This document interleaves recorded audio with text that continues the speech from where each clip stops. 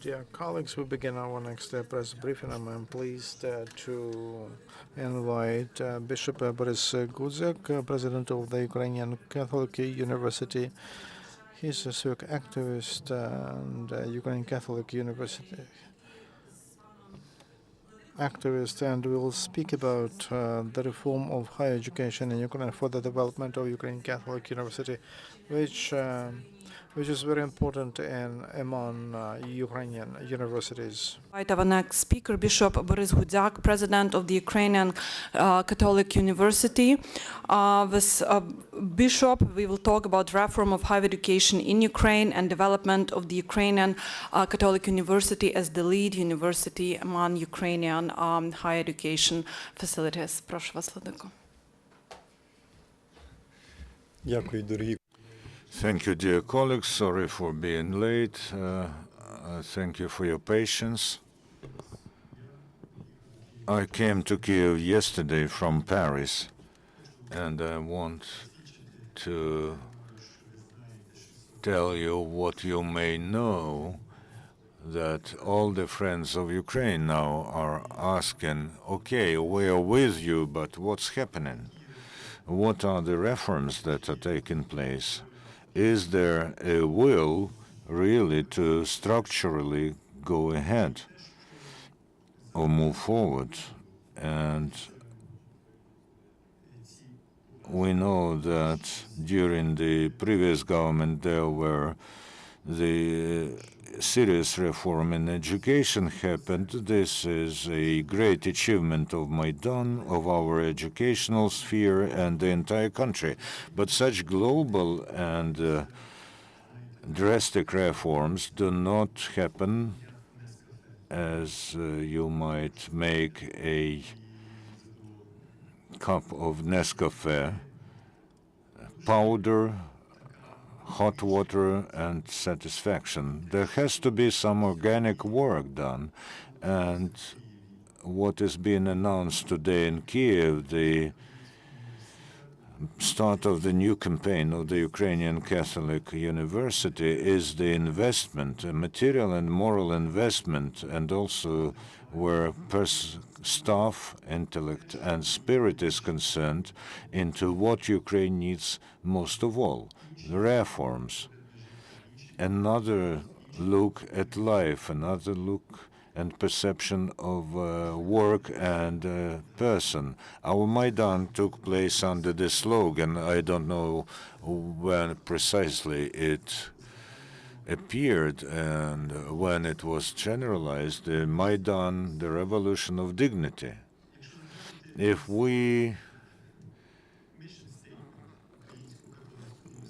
have a look at the mission statement of the Ukrainian Catholic University, the final chord of this university is that we work to form dignity of every person. So we may say that Ukrainian Catholic University spent the last 20 years on Maidan, creating a hazardous, sometimes haphazardous and innovative space in the world where there is no corruption and where there is a rethinking of what university is. We have accreditation of the third and fourth level, 300 Ukrainian higher educational establishments. The Ukrainian Catholic University, even 22 years ago, understood that the country does not need another university, and the country needs an experiment in a radical rethinking of the university existence, not only for Lviv, not only for the Ukrainian Greek Catholic Church, not only for Ukraine, because today a university in Europe and America, in other economically leading countries, are facing huge issues. Many developed countries today have citizens who live, they are not too satisfied. There's a lot of internal issues and problems. These are complicated historical processes that may explain why this is happening, but Today, a university more or less prepares a student like a robot, a computer that has to be programmed, whose brain should be filled with some competences, which is, of course, very important, but then they let the work off and the task they think is fulfilled. The business crisis, the economic crisis of 2008 made business schools and programs for management and economics think that maybe there is a lack of that competences in business are not enough. You need to have an ethical component. And our university wants to regard a young person as in their integrity, not as only as an intellectually able person, but also a person who has spirit, who has soul, psychological context. And in different programs, in our various approaches, the university raises the issue, the question, how this can be done better? How can we approach the education of a young person, not only education, but the upbringing of a young person, so that they assume responsibility in the 21st century? And through Maidan, because of the events that took place in this building, we saw how in one place there's a collision between what we talk rarely in our university, good and evil. A pure victim. In the lobby of this building, the members of our Heavenly Hundred lied dead, and from this very building, some sharpshooters shot at them. The university has to help a person to understand what is good and what is evil, and to help them make their responsible and free choice. This is not very easy. Today, in a postmodern time, there are different views as for moral issues, truth, veracity, and the university is a space where we raise these complicated questions in the search for an answer, but they are also raised not in the vacuum. They are raised proceeding from a certain moral tradition that gave birth to our civilization, broadly speaking, European, globally, and specifically Ukrainian civilization. This year, starting from Toronto, New York City, Cleveland, Chicago, and continuing in Kiev and other cities of Ukraine and Europe, the Ukrainian Catholic University announces the campaign of its development, the new generation for a new Ukraine. Well, this is the only university in Eurasian space that has an especially responsible fiscal system. This is a university with humanitarian philosophy and theological basis that had not started from a legal or from law or economy departments. Students do not pay for their studies. They all are recipients of the generosity of donors. They only pay for 20% of the budget, and so that the students could learn in this context. Students of different social origin, we need very much financial support from people who understand that education is not expenditure, but the best possible investment. In such moments as Maidan that took place right out behind the window, we better understand not only the issues of good and evil, but we also understand that this is a travel from the Soviet fear, from the terror that entered our DNA, to dignity is continuous, and it requires organic labor and another look at a person. The Ukrainian Catholic University is such a laboratory, a rather avant-garde laboratory in its own kind that offers something not only to Ukraine but also to Europe, because you would not find young people in Paris who would sacrifice their lives for a European flag. But also for Russia, Russians need the dignity that we are gaining today. And we can gain this only if we have a new generation of Ukrainians who will form the new Ukraine, which in its turn will share its understanding of dignity both with the West and the East. Any questions? Thank you very much. In your opinion, now, when we have probably the first time in the history a pro-European government, when we have the Minister of Education who understands the mission of Ukraine and the place of our students in the future, what prospects are ahead of us? What we should do in terms of reforms for them to give results Ukraine needs? I had a friendly, constructive meeting with Serhiy, Minister of Education, and who's my colleague, because we were isolated, our university and Kyiv-Mohyla Academy, because of challenges of time under Tabachnik, who was the Minister of Education under Yanukovych. So this is a unique opportunity the ministry efficiently used in this last spring and last summer, when they promoted the law on education, higher education.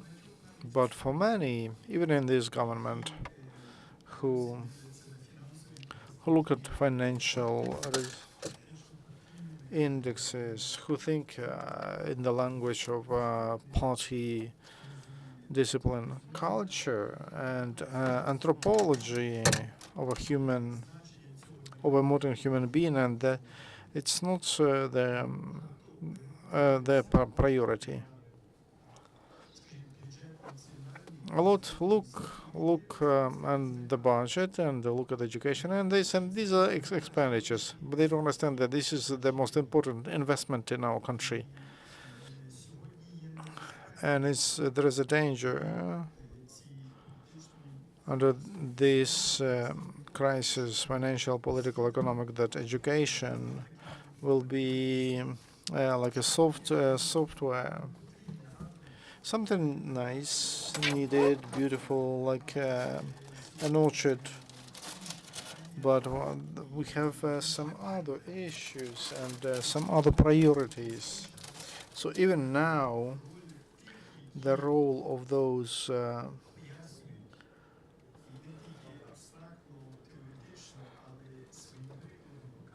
and show with their own example, they show what it means, what new education means, and it's a new approach, new way of relations between people, and mutual enrichment, and the role of such institutions, personalities and institutions, it's extremely important.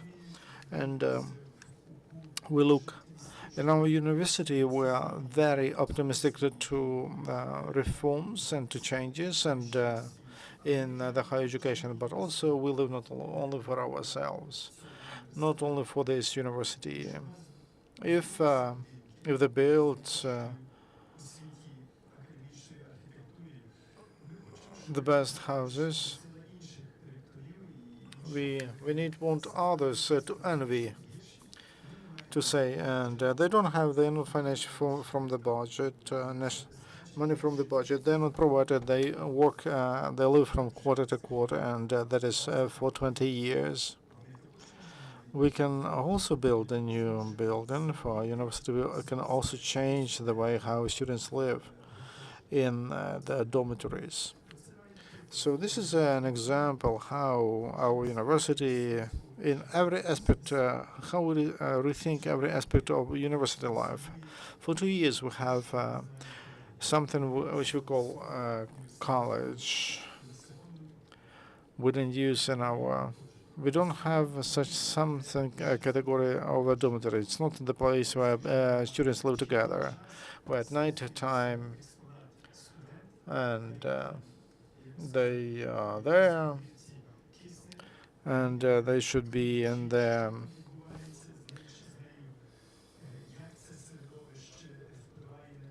what happens like a test tube, and it still seems like it's a private, they're all private business. It's not ours, but our lessons and academic process, that's not enough to give to young people moral core for them to be able to stand against corruption, for them to to not to be afraid. We understood that we should create circumstances of life or environment that would make young people stronger. And in so-called dormitory, which is called a college, for every 20 students, there is one family of teachers or administrators. And wife and husband, or maybe even children who live on the floor and who live together in one way or another dormitory. So students and professors with their families. So students have an example of a good family life or a decent family life. Secondly, the third component in this building, we have 4 rooms. In the center of development of a personality, that's how that wing is called, and they invite artists, intellectuals, politicians, diplomats from Ukraine and from other countries, who for several days, for several weeks, and or several months, live together in the dormitory, in the college, together with the students, and they have tea. And maybe they educate students on good wine, and also they have conversations. Students who are 18, 19, 20 years old, and they see successful and developed people who sacrifice their time and participate in their daily life. Third component. The fourth one, and it's very difficult to find one. We need courageous people, people who are not afraid of stereotypes of pop culture, modern trends. In the 21st century, there is no one who is more courageous, more radical than a young woman who becomes a nun. In this dormitory, we have 3 young women. Some of them graduated from our universities and who made such a paradoxical choice. In the world with money, sex, and power, they made they decided to be nuns. This is a free choice. It's a sacrifice to give life. They are nice, beautiful women. They are very talented, and you can steal horses with them. From such free, nice people, you can learn how to make Maidan, how not to be a conformistic, how to be happy in your life. Because they're happy, they live in peace. So, in this dormitory, there are students, and secondly, who? Professors, and who else? Families, and nuns. Who else? successful people. Well, we wanted more. The 20th century, the century of big trauma for our people. 15, 17 million people were killed. The system destroyed Ukraine systemically. A person had to develop a reflex of self-protection, self-defense, and not to allow the system to mill you, to crash. You know about Pavlik Morozov. You've heard about, you're young journalists. Do you know who was Pavlik Morozov? No. In every Soviet town or city, there was a street of Pavlik Morozov. I don't know where was it in Kiev. It must be somewhere here. He was famous because he betrayed his own father to Cheka or to NKVD. In other words, every Soviet child, well, the system taught that you should betray your father, your mother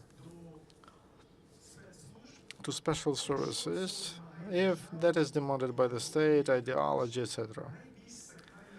The most sacred relations, family relations, were secondary in that effort to build Homo Sovieticus as a species, or human species. In the system, when parents are afraid what children say in the school, they say you think one thing, you think different, and you do something else. You choose because they're all dangerous. The system is destroying you. That's why we distrust ourselves. That's why this duality, and there are lots of documents on the document, but all the deals are under the table. The question is how to change that, how to approach radical to a young person, and how to help to live without a mask and to take it off and to build the wall. And our university, which has high academic ambitions, and we put pressure on students Greek, Latin, and English languages and other skills. This university with high ambitions, with high academic ambitions, we invited to the core of the university those who are far away from academic talents, marginals, I can call them. Students of our university at different places of the university, they face people who are not who are disabled. They live in our university, they work in, not because they need from us healthy, strong social sacrifice, but because we need them. Why? Because they don't have masks, and they don't build walls. With a being, they have only one question: could you love? Could you treat others in such a way, like Maidan told us? And because for them, it's the most important pedagogical question. In that dormitory or that college, we have that apartment with we have those people with special needs, and they are our tuners in human relations. No university during the 1,000 years of European universities didn't have such a methodology as to education of upbringing. Can we understand that we Ukrainians, post-Soviet Ukraine, is not secondary? Is that in our context we can rethink what that university is? Can we do that radically? We saw how this Maidan told the whole world. I just came from France, and I spoke to former Prime Minister of the Netherlands in Hague, and a month ago in Germany, Canada, all during the last 5 weeks. People are impressed everywhere with this creativity of Ukrainians and sacrifice of Ukrainians, and that's freshness of Ukrainians. In we have to say our word in universities. I would like to journalists. I would like to invite a journalist to this university. We have a journalist school, and MPs who took the oath and who cannot have another work but professors, and they agreed to teach in the School of Journalism in our university. And you will see them there if they pass our tests and competition, and if they meet our standards.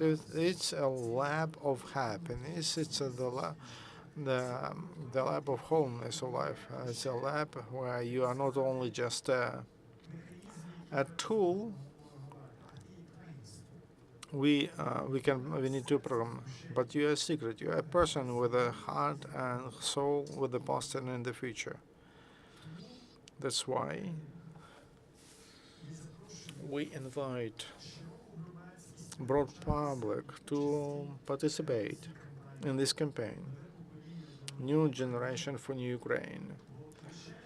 Only with organic work, only building generation of the future, we can respond to all these challenges, which are which we are facing so clearly.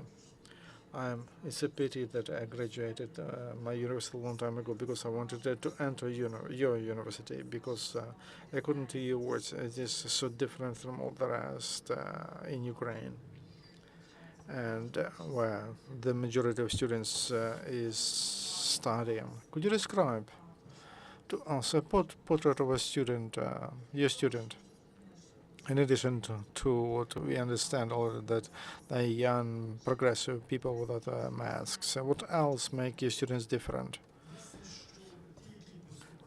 Those who enter, they take a risk, because many people think Ukrainian Catholic University, and so girls are asked, will you be a nun? After that, it's not all people know, and very often parents are afraid. Is there accreditation? Do they have it? What will happen? What there will be?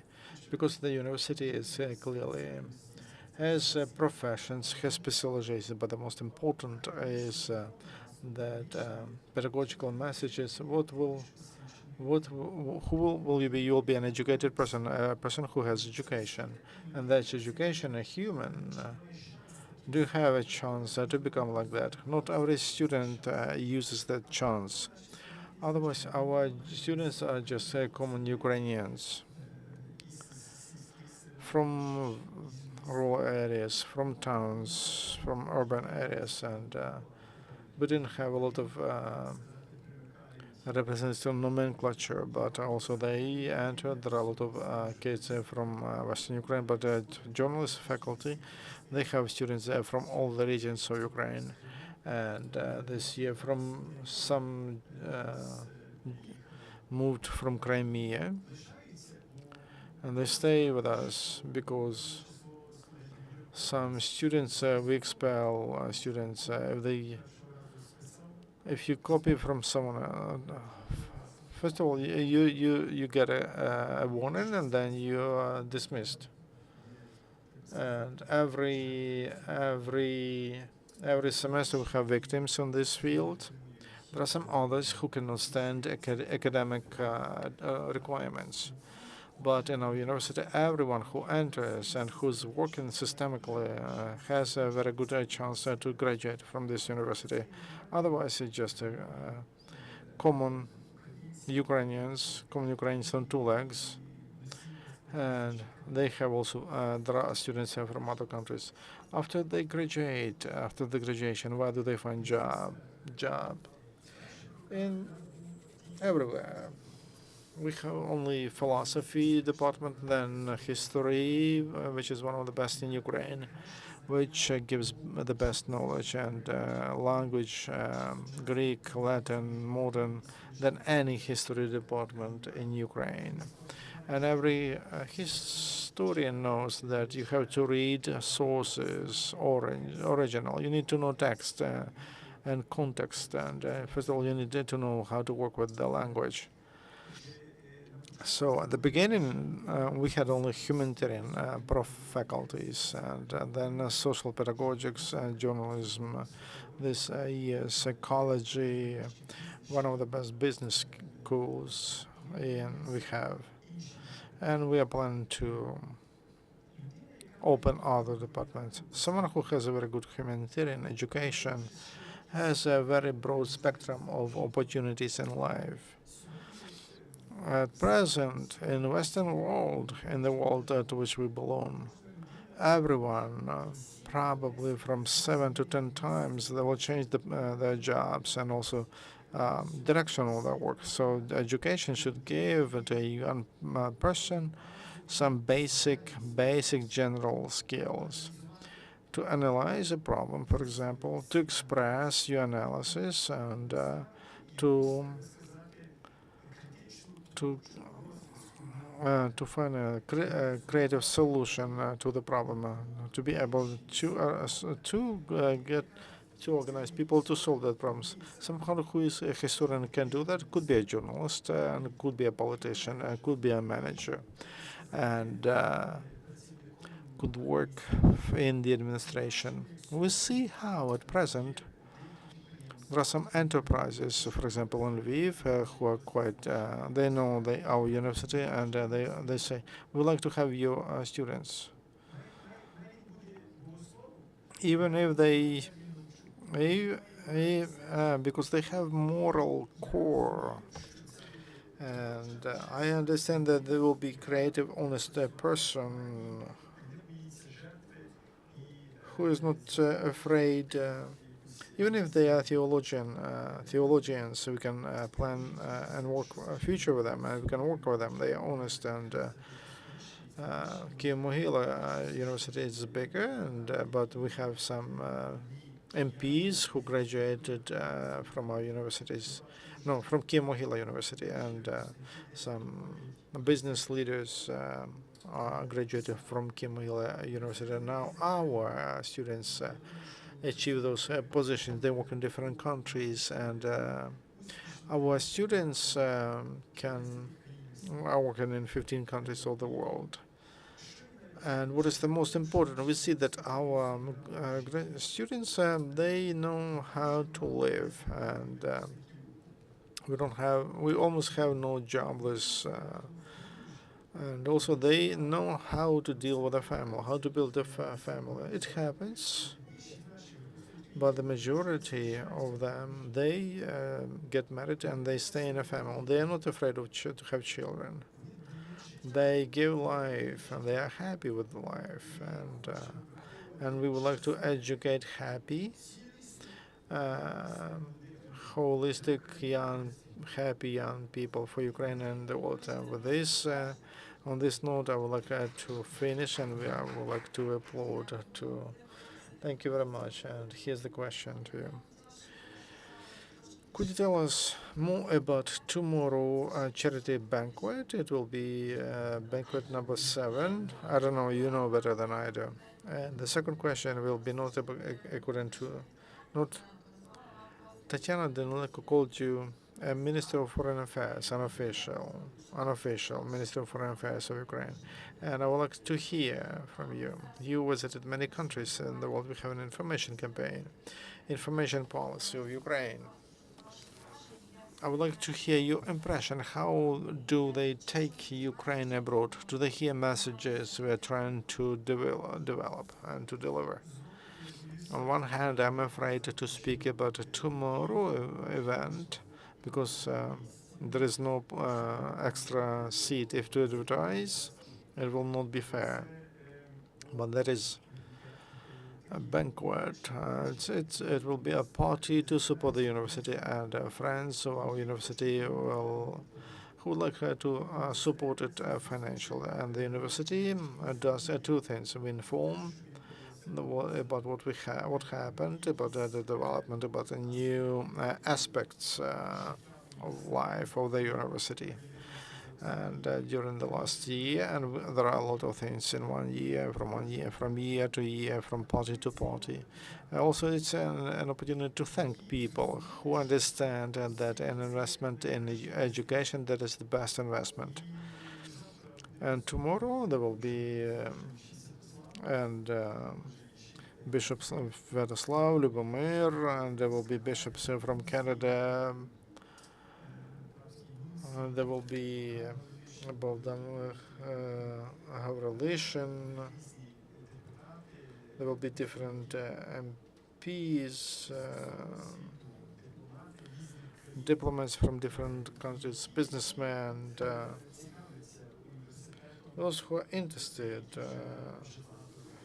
in the university. There will be an nuncio, and they would like to help students with scholarships.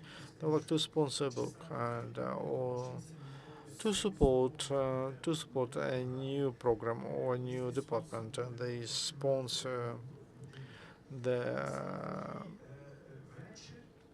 lonely in orphanages, and so it will be a party, and it will be a special party of deep gratitude to God and to the community of people who believe and who gave to Maidan 20 years before Maidan, and who told me we can change the country, and who did a real input into the structure, into the institution, who, based on Maidan principles, is growing.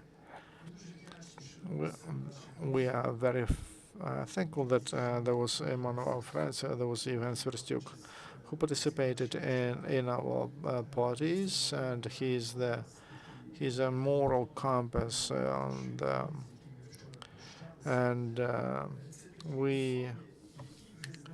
these are people who develop directions for the university, and all of us near the university, we become stronger. And on that party, people will get good mood, charged with a good mood.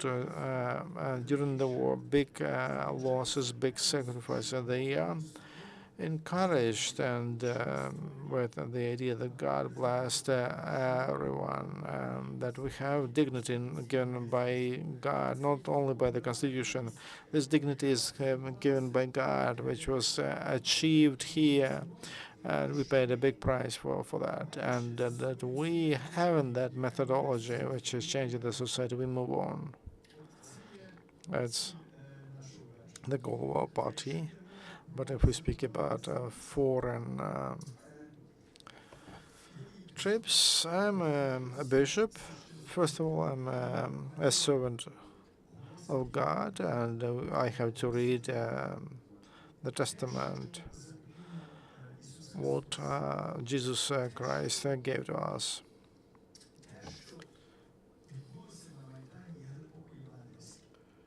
What happened on Maidan, that is evangelistic. People were together, they were sharing, they gave clothes to those who needed, and they gave food to those who were hungry.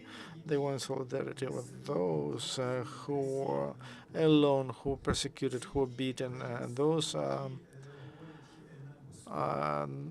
what God tells us. And to be a bishop with image of Ukraine, it's such a wonderful synthesis that in secular countries where they had revolutions a long time ago, in a French way, in a Ukrainian, about Ukraine, you can speak about those things the Western people need. That's a big advantage, a big privilege, and we have to speak about that without fear, like maybe something happens in Ukraine. But if you give a good news, my experience is Mr. Rompuy, I had a meeting in March, and Prime Minister of the Netherlands and former. I had a meeting with him on Monday, and all journalists, politicians, and diplomats, and they open to our reality. We do that with we organize conferences, meetings, and all the rest is in the hands of God. But that's the task, a clear task.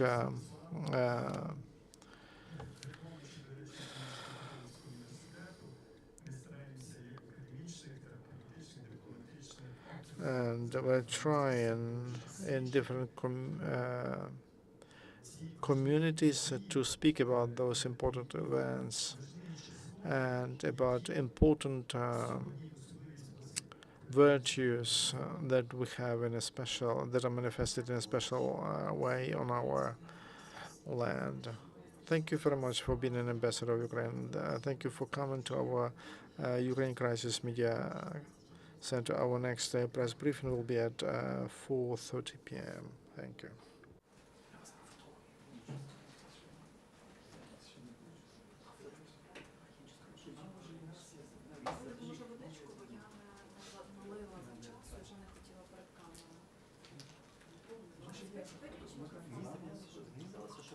Без